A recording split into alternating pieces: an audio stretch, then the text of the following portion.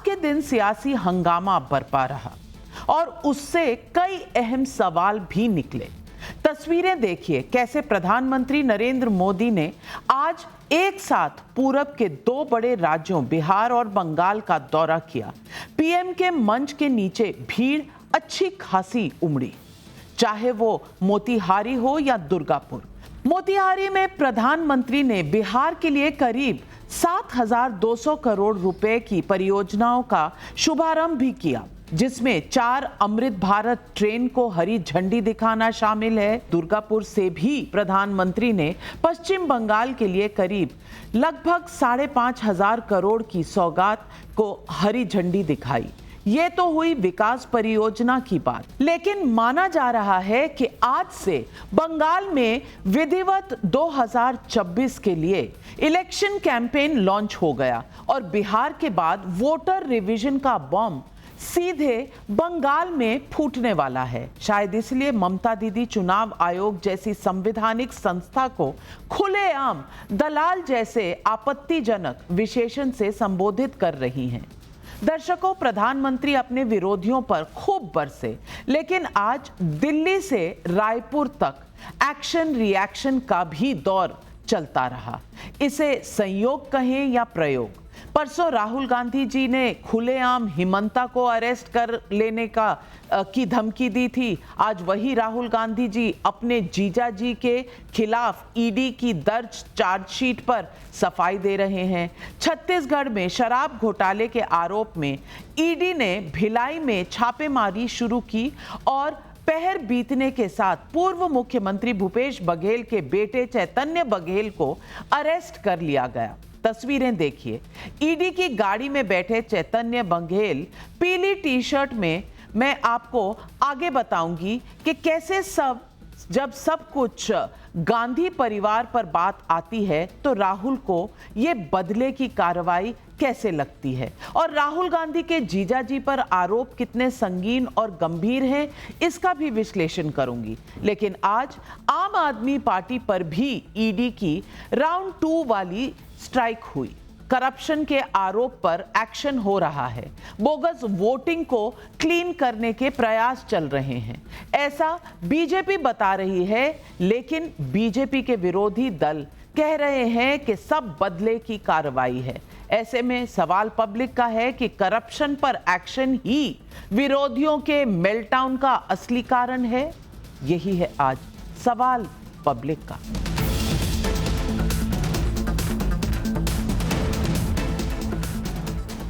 मैं कुछ तस्वीरें आपको दिखा रही हूं। परसों राहुल गांधी कह रहे थे कि हिमंता बिस्वा शर्मा को खींचकर जेल ले जाया जाएगा, असम के मुख्यमंत्री को।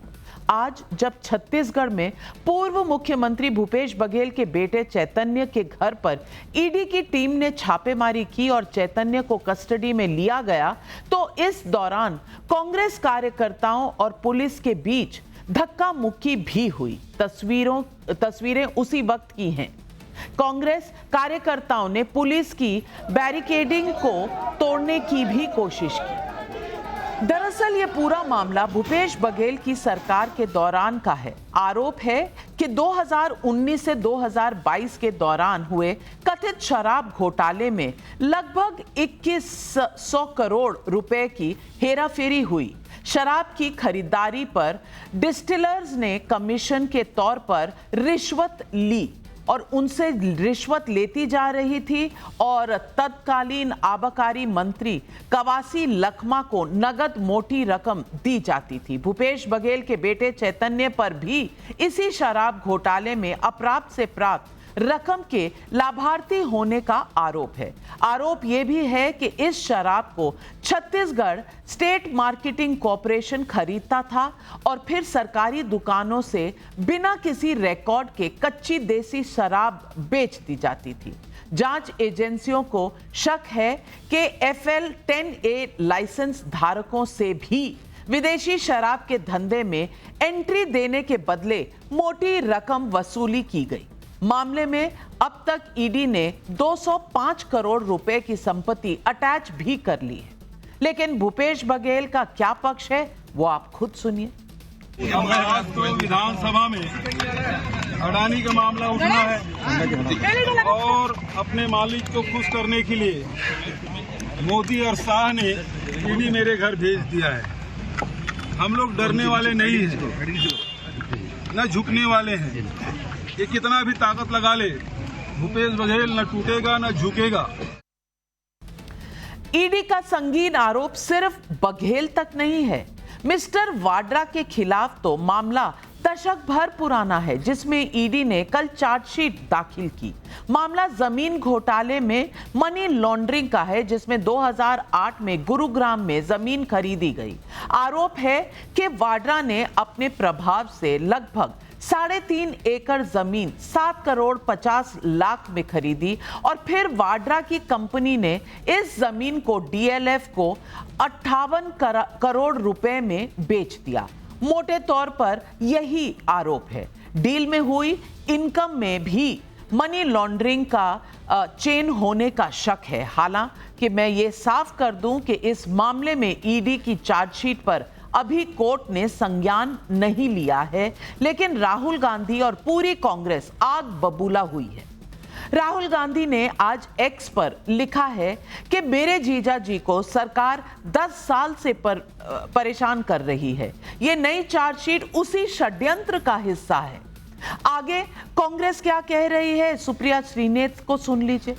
राजनीतिक प्रतिशोध के चलते ये चार्जशीट कर रहे हैं। ये कोर्ट में मामला है, इसका जो कानूनी कार्रवाई होगी वो होगी। लेकिन जो भी प्रियंका गांधी जी को या उनके परिवार को जानता है, वो ये ज़रूर जानता होगा कि वो इन गीदड़ भभकियों से, धमकियों से, इस राजनीतिक षड्यंत्र से डरने वाली नहीं है। वो लगातार आपकी विफलताओं के लिए आपको जवाबदेह बनाती रही हैं और आगे भी बनाती रहेंगी। लेकिन मोदी सरकार जिस प्रतिशोध की राजनीति से ईडी, सीबीआई, इनकम टैक्स का इस्तेमाल कर रही है, वो अब सर्वविदित है और पूरी दुनिया के सामने है। कांग्रेस के साथ आम आदमी पार्टी पर भी ईडी ने शिकंजा कस दिया है। दिल्ली में केजरीवाल सरकार के दौरान अस्पताल बनाने, शेल्टर होम बनाने और सीसीटीवी कैमरे लगाने के मामले में लगभग 6,500 करोड़ रुपए से ज्यादा की गड़बड़ी का शक है। अस्पताल बनाने के नाम पर लगभग 5,500 करोड़ रुपए के घोटाले का आरोप भी है। दरअसल 2018-19 में दिल्ली सरकार ने 24 अस्पताल बनवाने का फैसला लिया था। सरकार ने कहा था कि 6 महीने में अस्पताल बनकर तैयार हो जाएंगे, लेकिन 800 करोड़ रुपए खर्च हो गए, फिर भी आधा काम भी नहीं पूरा हुआ। जबकि लोकनायक अस्पताल में खर्च का अंदाजा लगभग 500 करोड़ से बढ़कर 1135 करोड़ रुपए का हो गया। ये आरोप है। इस मामले में ईडी ने केस दर्ज किया है, जिसमें दिल्ली के पूर्व स्वास्थ्य मंत्री सत्येंद्र जैन और सौरभ भारद्वाज से ईडी सवाल जवाब भी कर सकती है, ऐसा सूत्रों का दावा है। इसी तरह शेल्टर होम और दिल्ली में सीसीटीवी लगाने के मामले पर भी ईडी गड़बड़ी की जांच कर रही है। अब आम आदमी पार्टी मोदी और बीजेपी पर आरोप लगा रही है कि गुजरात में आम आदमी पार्टी का ग्राफ बढ़ रहा है, इसीलिए बीजेपी ईडी के जरिए डराने का काम कर रही है। गोपाल इटालिया की इस जीत के बाद आम आदमी पार्टी का ग्राफ गुजरात में तेजी से बढ़ रहा है, क्योंकि एक तरफ लोग देख रहे हैं कि पिछले 30 साल से गुजरात का भारतीय जनता पार्टी ने कितना बुरा हाल कर दिया है। गुजरात में इस बढ़ती लोकप्रियता की वजह से भारतीय जनता पार्टी आम आदमी पार्टी से बौखला गई है। हम इन मुकद्दमों से डरने वाले नहीं हैं। आम आदमी पार्टी ने आज तक 1 रुपए का भ्रष्टाचार नहीं किया है। सिर्फ ईडी ही नहीं, मोदी विरोधियों के निशाने पर सभी संवैधानिक संस्थाएं हैं। चुनाव आयोग वोटर वेरिफिकेशन कर रहा है तो भी विपक्षी हमलावर हैं। जहां राहुल गांधी इलेक्शन कमीशन को बीजेपी की इलेक्शन चोरी शाखा कह रहे हैं, तो वहीं ममता बनर्जी एक कदम आगे निकलकर सीधे चुनाव आयोग को ही टारगेट पर ले रही हैं। लेकिन आज प्रधानमंत्री ने विरोधियों को सीधा जवाब दिया। क्या कहा, उसे सुनिए। आज हर कोई कह रहा है टीएमसी हटाओ, बंगाल बचाओ। हमें मिलकर के बंगाल को इस निर्ममता से मुक्ति दिलानी है। आरजेडी के वो लोग आपको कभी रोजगार नहीं दे सकते। जो लोग रोजगार देने के नाम पर आपकी जमीनें अपने नाम लिखवा लेते हैं, आप याद रखिए, एक और लालटेन का दौर वाला बिहार था, एक और ये नई उम्मीदों की रोशनी वाला बिहार है। ऐसे में सवाल पब्लिक का उठता है।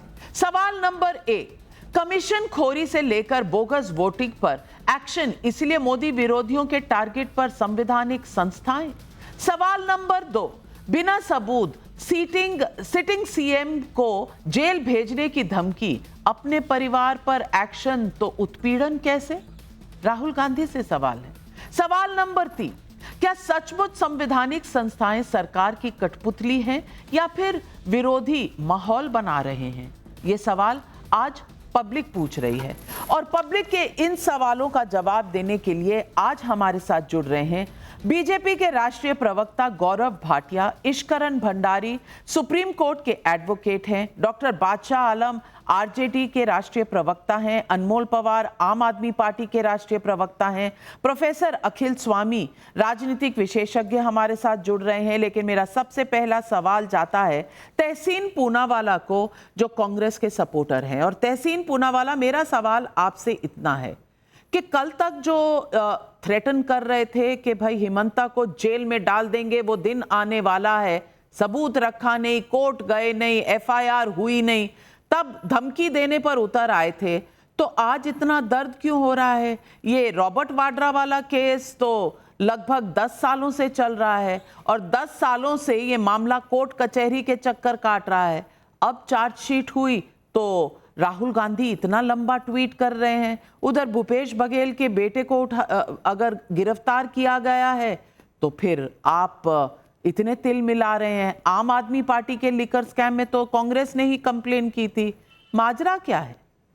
थैंक यू नाविका जी, आपके शो में शिरकत करने का मौका मिला, इसलिए शुक्रगुजार हूँ। इतना समय मुझे मिलेगा नहीं कि मैं सारी बात का क्लैरिफिकेशन दूं, तो सिर्फ रॉबर्ट जी की बात पे कहते मैं अपनी बात समाप्त करूंगा। आगे के सेक्शन में मैं दूसरी बात तो करूंगा, पर सबसे पहली बात, ईडी को अपना नाम बदलकर बीडी करना चाहिए, बजरंग दल, क्योंकि भारतीय जनता पार्टी का एक अंग बन गया है।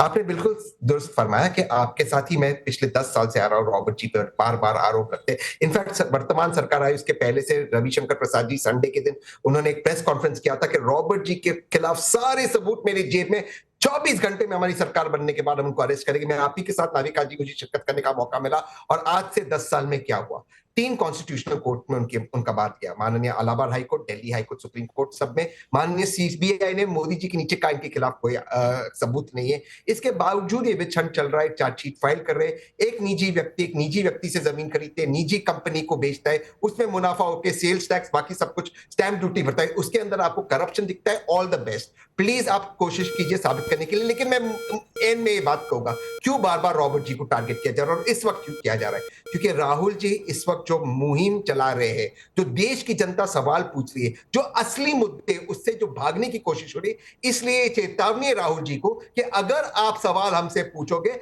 हम आपके परिजनों को टारगेट करेंगे।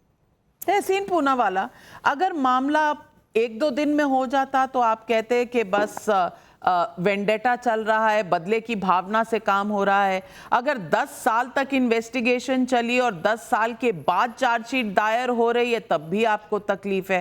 तकलीफ तो हर हाल में है। लेकिन गौरव भाटिया जी, ये निजी इंसान निजी कंपनी के साथ कर रहे हैं, ये निजी जो एक्सप्लेनेशन है तहसीन पूनावाला जी का, इससे आप कितने सहमत हैं? और क्या ये निजी मामला था जिस पर सरकार घुस रही है सिर्फ टारगेट करने के लिए? आज इसका जवाब हो जाए।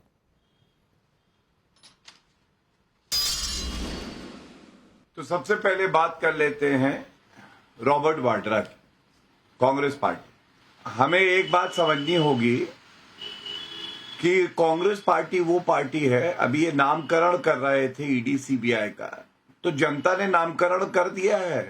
अब कांग्रेस पार्टी कोई नहीं बुलाता, अब करप्ट पार्टी बुलाता है। सी फॉर कांग्रेस कहते थे, सी फॉर करप्ट हो गए। और क्यों कहता हूं, आप इतिहास खगालिएगा, कोई एक परिवार राजनीतिक बताइए जिसके 3 सदस्य भ्रष्टाचार के आरोप में बेल पे बाहर हो। केवल और केवल नकली गांधी परिवार। सोनिया गांधी बेल पे बाहर, राहुल गांधी बेल पे बाहर, रॉबर्ट वाड्रा एंटिसिपेटरी बेल पे।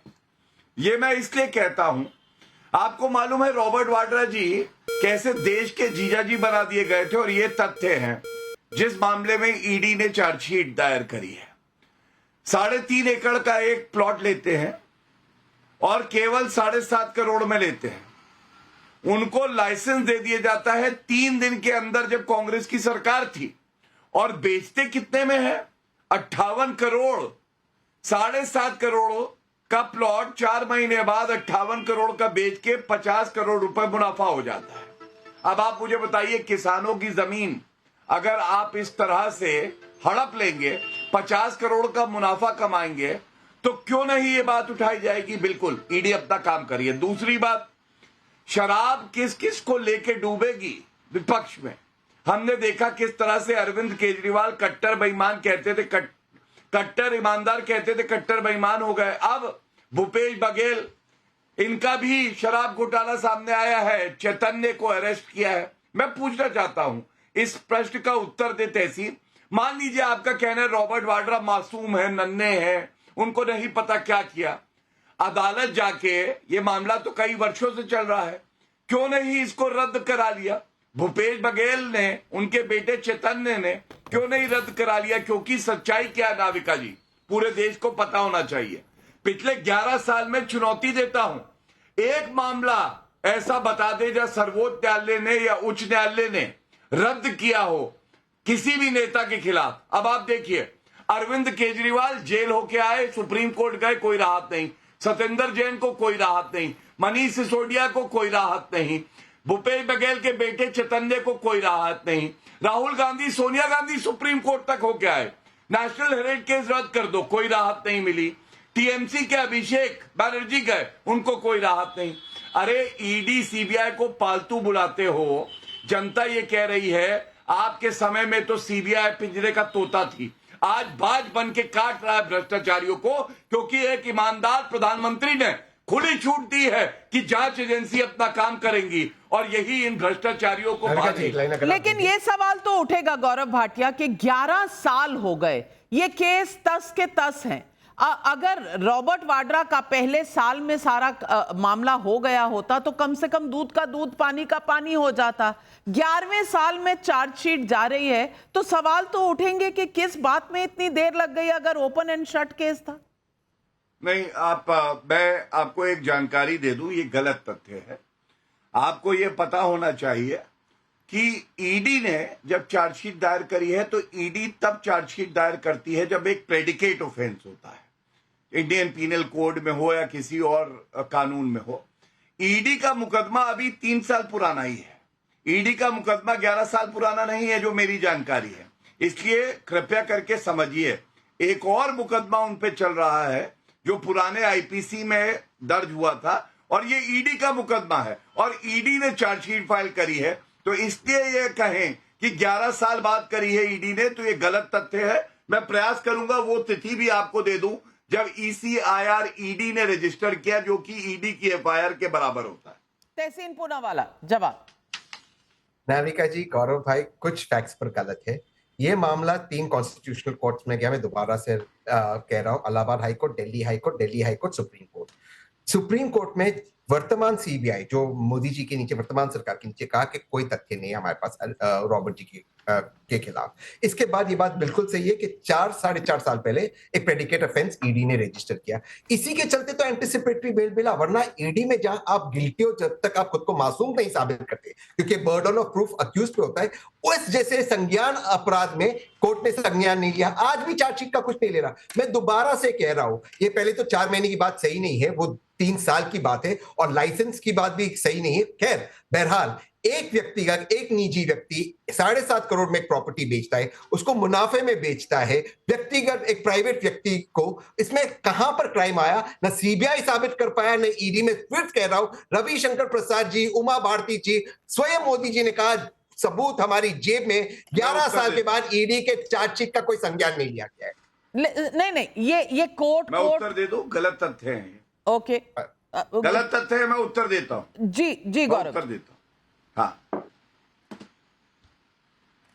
मैंने वो तिथि निकाल ली है। अगर मैं कोई बात कहता हूं, बड़ी जिम्मेदारी से कहता हूं।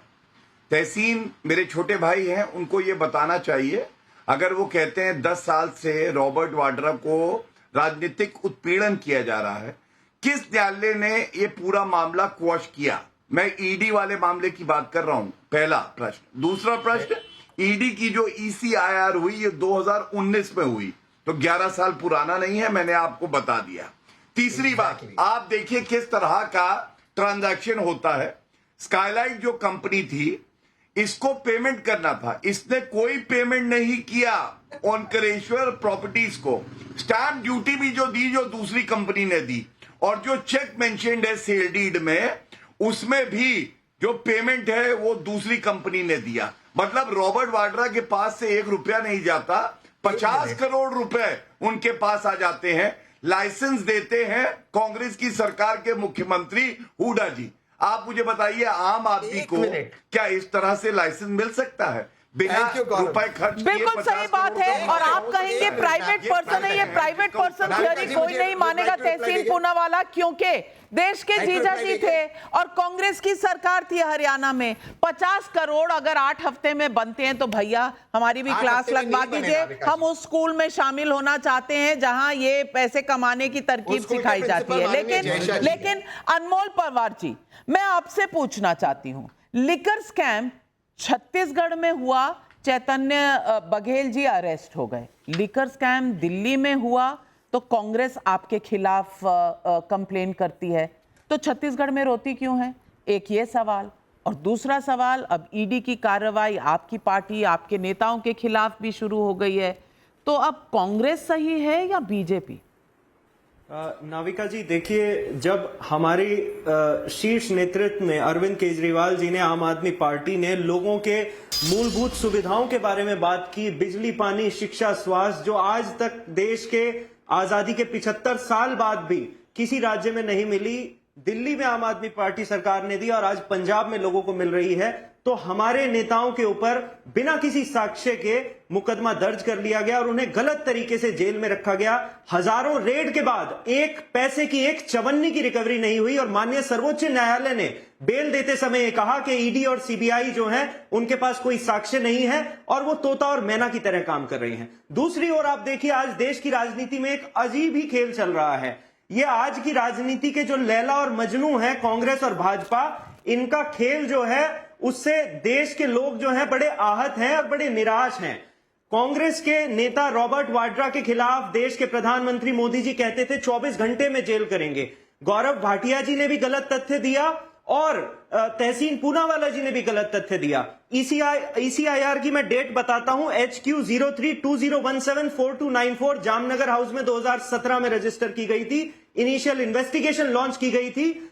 ओपन एंड शट केस है, क्रेडिबल एविडेंस है, हजारों करोड़ का घपला है, लेकिन आज तक कांग्रेस के नेता, गांधी परिवार के किसी व्यक्ति को जेल में नहीं रखा गया, क्योंकि इन्हें उनसे फायदा होता है, इनकी आपस में सेटिंग है। दूसरी ओर माननीय सर्वोच्च न्यायालय ने कहा 3 दिन पहले, देवभर जो बिजनेसमैन है, जो किंग पिन है छत्तीसगढ़ लिकर स्कैम का, उसकी बेल को निरस्त करते हुए कहा कि 540 दिन भले ही वो जेल में रहे हों, लेकिन क्लिंचिंग एविडेंस है, बड़े गंभीर आरोप हैं, उसके बावजूद 6 साल से जेल नहीं की गई। ये तो ड्रामा चल रहा है, ये तो लोगों को बेवकूफ बनाया जा रहा है। सुप्रीम कोर्ट जब खुल के कह रहा है कि गंभीर आरोप है, तो क्यों जेल में नहीं किया गया आज तक कांग्रेस के नेताओं को? लेकिन आम आदमी पार्टी के नेताओं को आप जेल में डालते हैं। ये कहते थे जी बाज की तरह काम कर रहा है ईडी और सीबीआई। भाई साहब, बाज की तरह काम नहीं कर रहा, आपकी कठपुतली की तरह काम कर रहा है ईडी और सीबीआई। ये सर्वोच्च न्यायालय कहता है, हम नहीं कहते। तो बताइए रिश्ता क्या कहलाता है? पूरा देश जानना चाहता है। गौरव भाटिया जी। गौरव भाटिया जी, लैला मजनू, आप और कांग्रेस लैला और मजनू हैं। मैं तो इसी से दंग हूं, क्योंकि कल तक इंडिया अलायंस के पार्टनर थे, आज रिश्ते कहां चले गए हैं कि आपको कांग्रेस को लैला और मजनू कहा जा रहा है। पर जवाब दीजिए। मैं भी बड़ा सा परेशान हूं, दंग हूं, अचंभित हूं। मुझे अरविंद केजरीवाल याद आ गए। एक सर पे टोपी लगाते थे, मफलर लगाते थे और खास खास के कहते थे सोनिया गांधी, राहुल गांधी, रॉबर्ट वाड्रा ये सब भ्रष्टाचारी हैं, लालू प्रसाद यादव भ्रष्टाचारी हैं, शरद पवार भ्रष्टाचारी है, जेल में होना चाहिए। आपको मालूम है लालू प्रसाद यादव से हाथ मिलाया, शरद पवार के गले लगे, राहुल गांधी के गले लगे। क्या पूछा नहीं जाएगा? जब अरविंद केजरीवाल स्वयं कहते थे भ्रष्टाचारी है, कार्रवाई हो रही है, तो इनको तो स्वागत करना चाहिए। दूसरी बात, मैं अपने तथ्य पे अडिग हूं, अटल हूं। ECIR 2019 में हुई, जिस केस की मैं बात कर रहा हूं, शिकोपुर लैंड केस की, और शायद आपके प्रवक्ता को गलत जानकारी है। तीसरी बात, इन्होंने कहा गांधी परिवार के खिलाफ कोई कार्रवाई नहीं हुई। तो गांधी परिवार के खिलाफ तो पूछताछ करी ईडी ने, सीबीआई ने, और उसके अलावा वो बेल पे बाहर है, जो न्यायिक प्रक्रिया है। इतना जान लीजिए। अब मैं अरविंद केजरीवाल की एक बात को उजागर करता हूं। अरविंद केजरीवाल ने, याद करिए, जब इंटरिम बेल हुई शराब घोटाले में, तो बाहर निकल के कहा अगर मैं भ्रष्टाचारी हूं तो जनता मेरे लिए वोट नहीं करेगी, और अगर मैं ईमानदार हूं तो वोट करेगी। और जब दिल्ली का परिणाम आया तो सातों की सातों सीटें हार गए। ये हुई जनता की अदालत में, निर्णय हो गया अरविंद केजरीवाल भ्रष्ट हैं। दूसरी बात, अरविंद केजरीवाल स्वयं कोर्ट गए, हाई कोर्ट, सुप्रीम कोर्ट। उन्होंने कहा हमारा मामला जो शराब घोटाले का है इसको निरस्त कर दिया जाए। शायद आपके प्रवक्ता को जानकारी नहीं है, निरस्त नहीं हुआ। ये सत्य है, अटल है, अडिग है। और तीसरा, अरविंद केजरीवाल से बड़ा भ्रष्टाचारी कोई है नहीं। बच्चों को टॉयलेट में बैठा के क्लासरूम बता देते थे, बसेस में घोटाला किया, आबकारी नीति का किया, शीश महल का किया। और जब आपके पत्रकार ने सवाल किया कि हम अंदर जाना चाहते हैं, तो उनके खिलाफ कार्रवाई करने लगे। ये भी अटल सत्य है, अडिग है। अब आप मुझे बताइए, ऐसे व्यक्ति अगर बाहर आ जा रहे हैं तो क्या हम इनकी सुनेंगे, या हम जनता के प्रति जो है जवाबदेही रखते हैं? Zero tolerance for corruption. Anmol Pawar का काउंटर है, अनमोल पवार का काउंटर है। काउंटर करने दो ये लैला मजनू को। अनमोल पवार, एस्ट्रोनॉमर के सीईओ को मुझे भी काउंटर करने दो। नाविका जी 20 से ज्यादा राज्यों में जो केंद्र में बैठी भाजपा की डबल इंजन सरकार है, वो लोगों को मूलभूत सुविधाएं नहीं दे पाती। तो जब दिल्ली में हम 10 साल में 22,700 नए क्लासरूम बनाते हैं, तो इनके पेट में दर्द होने लगता है। आज ऐसा कोई राज्य नहीं है जहां सरकारी स्कूल बंद ना हो रहे हो। भाजपा शासित प्रदेश में, उत्तर प्रदेश में हजारों स्कूल बंद हुए, गुजरात में हजारों स्कूल बंद हुए, राजस्थान में अनमोल पवार जी, आज यूपी का इलेक्शन नहीं है, हम बात कर रहे हैं अगर ईडी की केसेस की 24 अस्पताल बने के नहीं बने, और अगर उस पर इंक्वायरी हो रही है, तो क्या मामला कोर्ट में है? दूध का दूध, पानी का पानी नहीं होना चाहिए, क्योंकि यही आम आदमी पार्टी का स्टैंड होता था। लेकिन ईश्वरन भंडारी, इन्वेस्टिगेशन से भी डर, आरोप से भी डर, ना कोर्ट पे विश्वास, लेकिन संविधान की रक्षा ये करेंगे। ये बात और है कि अब आम आदमी पार्टी फॉर्मली डाइवोर्स कर चुकी है इंडिया अलायंस को और बाहर आ चुकी है, लेकिन कभी तो थे साथ में, कभी तो एक दूसरे का हाथ थामा था। नाविका जी, ऑन लाइटर साइड, एक कोल्ड प्ले में वीडियो वायरल हो रहा है किस कैमरा पे जो कैच होता है। तो आजकल कौन लैला है, कौन मजनू बन जाता है, किसका रिश्ता होता है, किसका टूट जाता है, वो जमाना ही अजीब आ चुका है।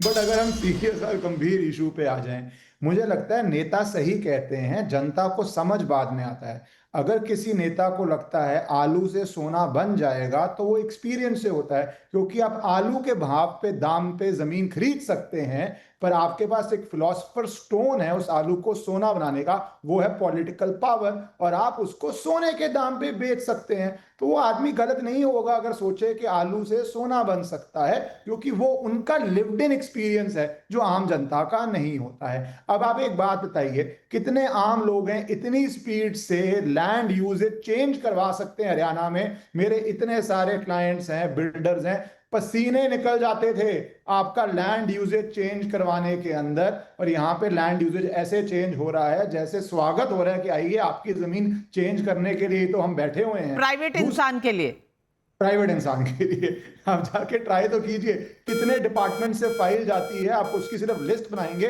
तो वही मेरे ख्याल से 17 या 18 डिपार्टमेंट्स होते थे जिसके थ्रू फाइल जानी पड़ती थी। अब एनीवे सेकंड बात पे आ जाते हैं, जो हम शराब घोटाले की बात कर रहे हैं, तो ये हो गया heads I win tells you lose. अगर जल्दी अरेस्ट करो, जल्दी इन्वेस्टिगेट करो तो आप बदले की भावना से कर रहे हैं, अगर आप ड्यू प्रोसेस से जाओ, इन्वेस्टिगेट करो, स्टेप बाय स्टेप जाओ तो आप डिले कर रहे हैं। तो आप बता दीजिए कि व्यक्ति या इन्वेस्टिगेटिव एजेंसी करे तो करे कैसे, what is the appropriate time, ये विपक्ष को डिसाइड करना चाहिए।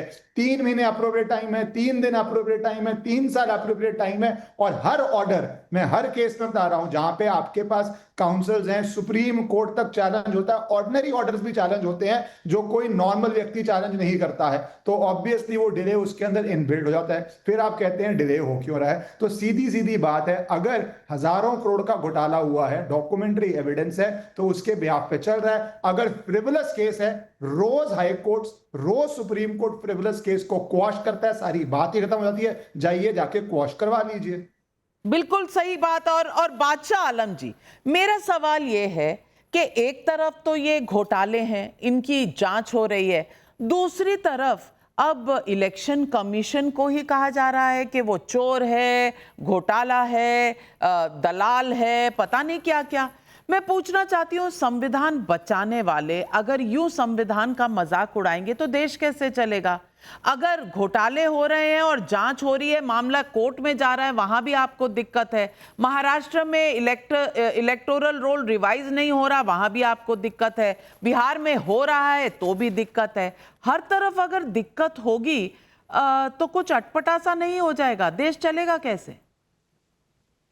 नहीं, देखिए नविका जी, आपने बात बिल्कुल सही कही है कि ये भाजपा की सरकार जो 2014 में आई है तो ये घोटालों की दुहाई दे के आई है।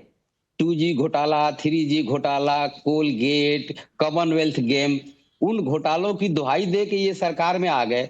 आप अभी सरकार में बने हुए हैं, अगर किसी के ऊपर किसी तरह का कोई घोटाला अगर कर रहा है तो आप उसको पकड़ो, उसको इन्वेस्टिगेट करो, उसको सजा दो, आपको किसने रोका हुआ है? लेकिन ये बीजेपी की जो टाइम लाइन है ना, ये जो टाइमिंग सेट करते हैं, इसमें इनकी बड़ी महारत हासिल है।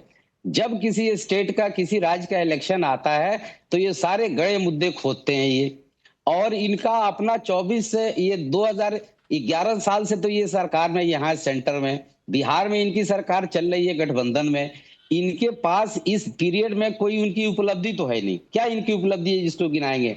और जहां तक संवैधानिक संस्थाओं का सवाल है तो ये संवैधानिक संस्थाओं को तो अपने जेब में रखे हुए हैं। जैसे कि आपने कहा इलेक्शन कमीशन की, आज इलेक्शन कमीशन तो संवैधानिक संस्था है, लेकिन क्या बिहार में वो संविधान के मद्देनजर काम कर रहा है? सारी प्रक्रिया जो है अपने मन से क्यों नहीं कर रहा? मामला सुप्रीम कोर्ट के अधीन है, सुप्रीम कोर्ट ने स्टे नहीं दिया, सुप्रीम कोर्ट दोबारा सुनेगा 28 तारीख को ये पूरा मामला। तो इसमें असंवैधानिक क्या है? नंबर 1, आप टाइमिंग की बात कर रहे हैं। छत्तीसगढ़ में अब कौन सा चुनाव है? दिल्ली में आम आदमी पार्टी का कौन सा चुनाव है? रॉबर्ट वाड्रा किस चुनाव में लड़ रहे हैं? मुझे बता दीजिए, यहाँ टाइमिंग का कैसे सवाल आता है? ये सारा जो है ना बिहार के चुनाव के मद्देनजर हो रहा है। वहां लड़ रहे हैं क्या? भूपेश बघेल लड़ रहे हैं क्या? ध्यान को भटकाया जा रहा है। मेरी बात तो सुन ले, आपने बहुत कम टाइम दिया हमको, 2 मिनट में अपनी बात पूरी कर लूं। ये पूरा बिहारी का ही मुद्दा है। ये बिहार में इलेक्शन है, आज मोदी जी बिहार में भी भ्रमण कर रहे हैं, वहां भी जाके बड़े सारे वादे कर रहे हैं, और ये वादा इनका वहां कितना पूरा हुआ? इससे पहले ये गए थे 2016 में, वहां समस्तीपुर के अंदर ही एक शुगर फैक्ट्री था, बोले थे कि इसको मैं चालू करूंगा और जब मैं दोबारा आऊंगा तो इसी मिल के चीनी से चाय पीऊंगा। आज फिर वहां गए थे, पता नहीं इन्होंने चाय पी कि नहीं पी, और वहां उन्होंने अपना जो है घोषणाएं 750 करोड़ के करके आ गए। पता नहीं ये इम्प्लीमेंट कब होगा, क्या नहीं होगा।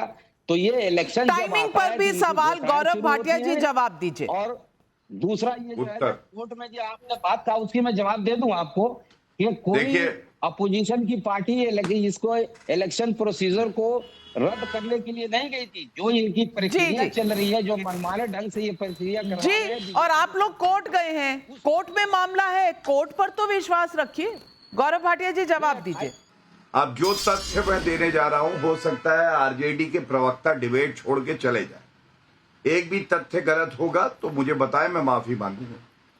आज का आदेश है सर्वोच्च न्यायालय का, जमीन दो नौकरी लो मामले में लालू प्रसाद यादव सर्वोच्च न्यायालय गए कि ट्रायल को रुकवा दिया जाए। सर्वोच्च न्यायालय ने लताड़ लगाई और याचिका को खारिज किया। Fact number 1। 2 फैक्ट नंबर, क्या यह सही नहीं है 14 पार्टीज सर्वोच्च न्यायालय गई थी नाविका जी कि ईडी का दुरुपयोग हो रहा है, और 14 पार्टियों की याचिका को खारिज किया सर्वोच्च न्यायालय ने। फैक्ट नंबर 3, बिहार के एसआईआर पे मैं ये बताना चाहूंगा, मेरे हाथ में आदेश है। इन्होंने टाइमिंग की बात करी ना, कैमरामैन जूम कर सकता है, ये देखिए टाइमिंग लिखा है। ये दलील जो है दी गई, इनके सांसद हैं, वो भी सुप्रीम कोर्ट गए हैं, तमाम पार्टियों के सांसद गए हैं, और सर्वोच्च न्यायालय ने 2 बड़ी बातें कही। एसआईआर पे रोक नहीं लगाई, दूसरा एसआईआर कराना क्षेत्र अधिकार है निर्वाचन आयोग का, कुछ भी गलत नहीं है। और एक बात और कहूंगा, नाविका जी आपके यहाँ शादी का कार्ड आता है, हमारे यहाँ आता है, उस पे लिखा होता है सह परिवार। लालू प्रसाद यादव 5 बार दोष सिद्ध है चारा घोटाले में, इनके यहाँ ईडी का समन आता है तो उस पे लिखा होता है सह परिवार। लालू प्रसाद यादव, तेजस्वी यादव, मीसा भारती, राबड़ी देवी, सब लोग आइए, क्योंकि सब लोग घोटाले कर रहे थे जब ये सत्ता में रहे, अब पकड़े जा रहे हैं। और बिहार की जनता हो चाहे भारत की जनता हो, मोदी जी को धन्यवाद दे रही है कि कार्रवाई हो रही है और एक एक रुपया जनता का इनसे वसूला जाएगा। बिल्कुल, और पब्लिक सवाल पूछ रही है। और प्रोफेसर अखिल स्वामी जी, ये सवाल आपके लिए। ललित मोहन का मुंबई महाराष्ट्र से सवाल है, करप्शन पर एक्शन हो रहा है तो विपक्षी नेताओं को परेशानी क्यों हो रही है? क्या दाल में कुछ काला है? कैलाश सिंह दिल्ली से पूछ रहे हैं, दिल्ली में 3 मामलों में ईडी ने केस दर्ज किया। आपका आरोप है गुजरात में पार्टी के बढ़ते ग्राफ से डरकर बीजेपी ईडी को हथियार बना रही है। कहां का कनेक्शन कहां पर लग रहा है? मनोहर लाल का इंदौर एमपी से सवाल है, कांग्रेस आम आदमी पार्टी के नेताओं पर ईडी ने शिकंजा कस दिया है, क्या फिर से राहुल केजरीवाल एक साथ गठबंधन करेंगे? अब ये सवाल जनता पूछ रही है, जनता सब समझ रही है। अखिल जी, मैं सवाल सिर्फ आपसे ये पूछ रही हूं कि अगर हर मामला कोर्ट में जाता है तो विपक्ष इतना हताश क्यों होता है? देखिए नाविका जी, पहले तो मैं कहूं जो बादशाह जी ने कहा वो बिल्कुल गलत कहा। मोदी जी ने बहुत कुछ किया है। दिल्ली चुनाव के पहले उन्होंने एक वादा किया था, जहां झुग्गी वहां मकान, और लोगों के घर में जाके भारतीय जनता पार्टी के लोग रहे थे और उन्होंने कहा था कि हम आपकी झुग्गी नहीं तोड़ेंगे और यहीं आपको मकान बना के देंगे। 4 महीने से, जब से रेखा गुप्ता मुख्यमंत्री बनी है, लाखों लोगों को बेघर बार कर दिया है। हरियाणा के अंदर और दिल्ली के अंदर लोग सड़क पे रो रहे हैं और बिलख रहे हैं। एक चीज तो ये, दूसरी चीज ये है, इन्फोसिस बनी थी 40 साल पहले, रिलायंस बनी थी 40 साल पहले। इन्फोसिस के प्रोमोटर्स के पास कंप्यूटर खरीदने के लिए पैसे नहीं थे और आज 12 लाख करोड़ का मार्केट कैपिटलाइजेशन है। इसका मतलब यह है कि जन्मभूमि की लैंड को 1.5 करोड़ में एक प्राइवेट आदमी खरीदता है, 1.5 करोड़ में, और 2 घंटे के बाद उसको राम जन्मभूमि ट्रस्ट खरीद लेता है 16.5 करोड़ में। और वो 16.5 करोड़ किससे आए? हमसे आए।